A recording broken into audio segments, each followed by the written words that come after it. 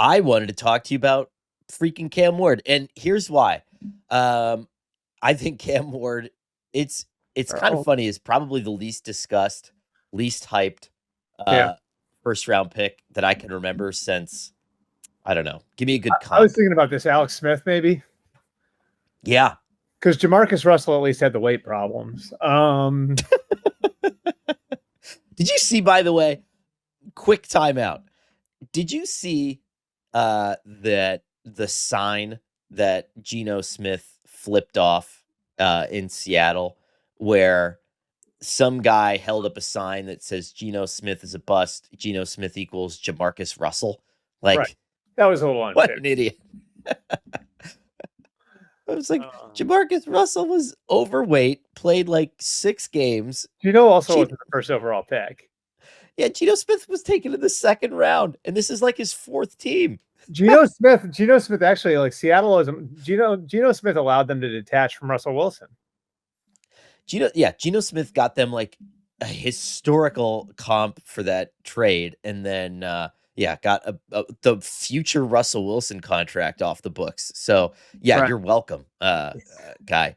But that's neither here nor there. Cam Ward. So his preseason start was interesting to me in that I thought there were some okay moments. I thought, and I'm not trying to be like hyperbolic here. I thought out of all the young rookie quarterbacks who have a chance to play, and I would say go like Shador on down, back down to the first round there, I thought he probably made like the singular worst throw out of anybody in terms of like, oh, why did that ball What's leave that? your Yeah. hands?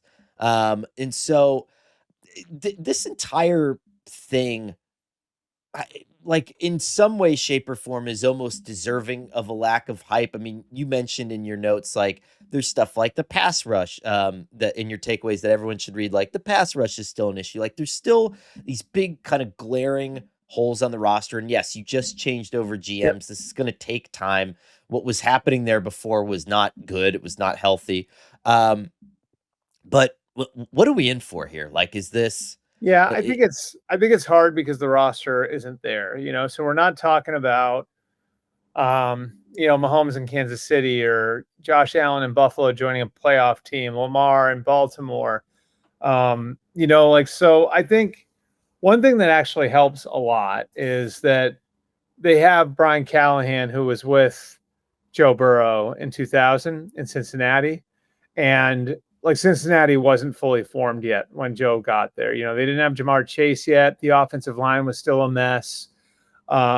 They were still like really, it's still year 2 of Zach Taylor. So I think, Brian Callahan having that experience where Zach Taylor was a second year head coach when Burrow got there, the same way he is in Tennessee now, really helps. And those two, that was one thing that was sort of interesting talking to Callie about it. Those two have watched more tape of Burrow than anyone else, and really concentrated on watching Burrow's rookie year, believe it or not, because they wanted to he wanted to show Cam like what Joe did well and what Joe looked back at and said, I wish I had done this differently.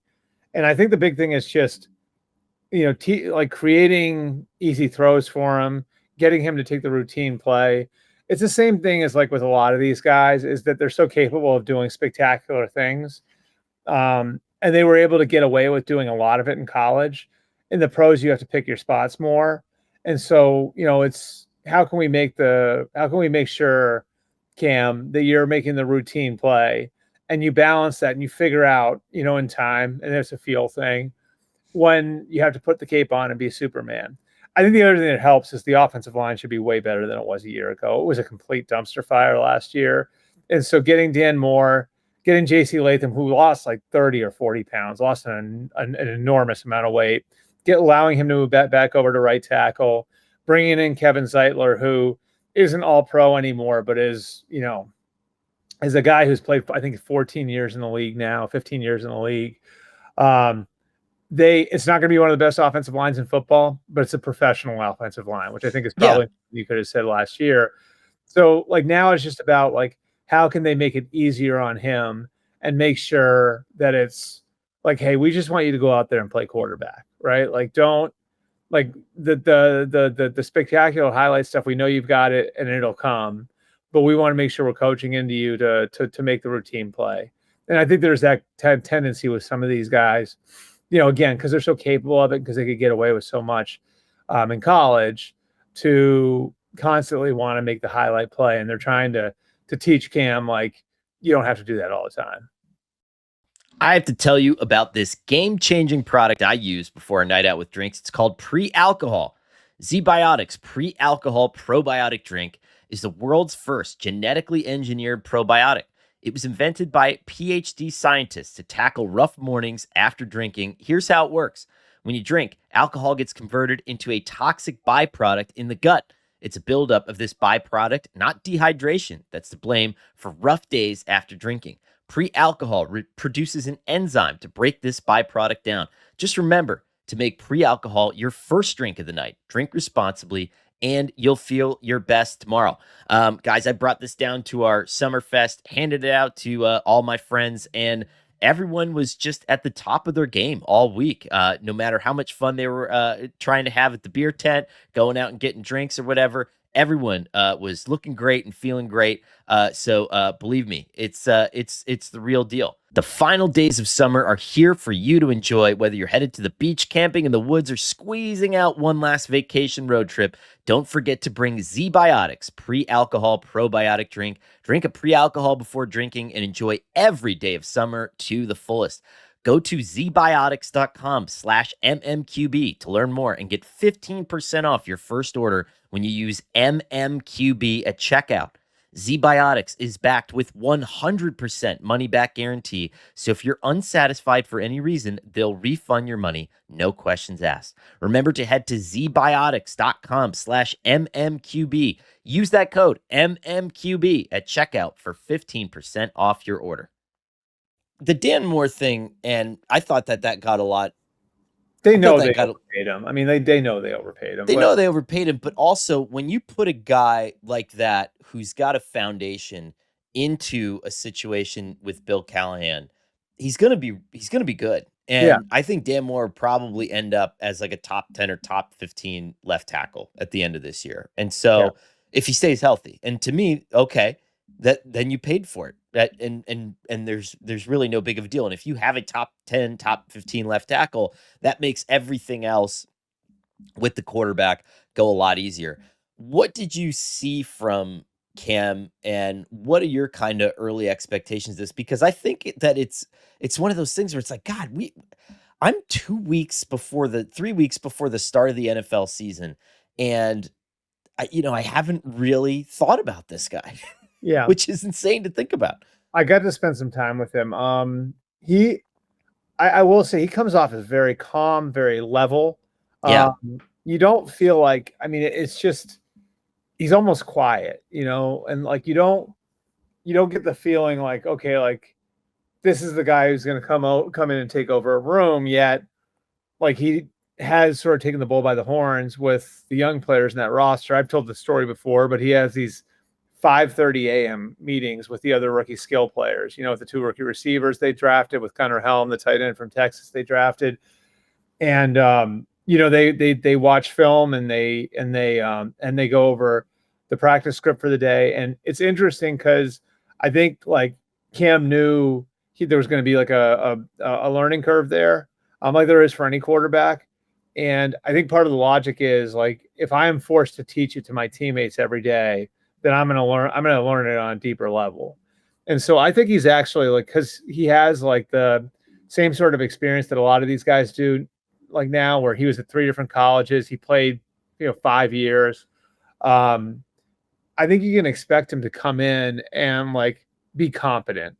And I think if I were a Titans fan, my hope would be like that you get this rookie class up and running, and then in December you got, and I think 6 or 7 rookies are going to play, but you get, a handful of rookies where you say like, yeah, like that looks like a guy who can be a starter for us next year.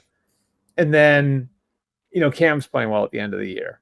And I think like just based on his amount of experience, again, like I don't know that he has the horses around him to be spectacular as a rookie, but I think because of the amount of experience he has, like I think he's going to get their quarterback play to a competent level.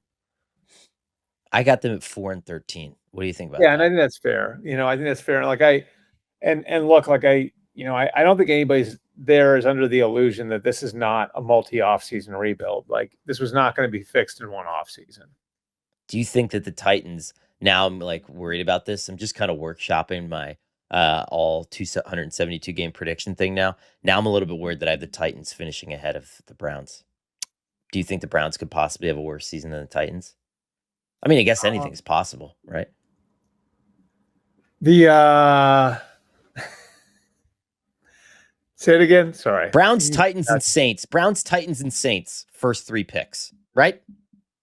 I don't think that's nuts, right? I don't think it's crazy. No, I don't think it's crazy. Okay. I hate putting teams in normally, but yeah, I don't think it's crazy. But that's why you have to do, because I mean, I could say it now. I don't think this is I don't think it's an actual program anymore. But like it's not like Good Morning Football where you can be like, hey, every team's going to be awesome, because not every team is going to be awesome, and it doesn't work that way, because then some teams have to be not awesome. And you know what? I'm the guy that has to point that out every year. And so that's why I put myself through this tireless exercise. Well, that exercise, man, like that's when you find out the league can't collectively be 70 games over 500. I love that stuff. Like when you're a beat writer, I understand it, because the move is always like the team is going to read that.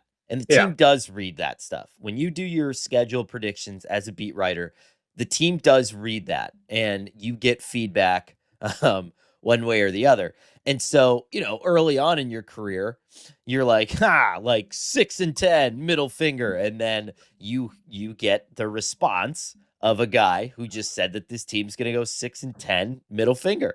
But then you learn to be like, oh yeah, like I could see them going, 9-7. I could see them going, 10-6, when in reality, like this is probably like a 500 team. I didn't cover a lot of good football teams, but you realize that there's to quote Will Ferrell, a strategery to it all.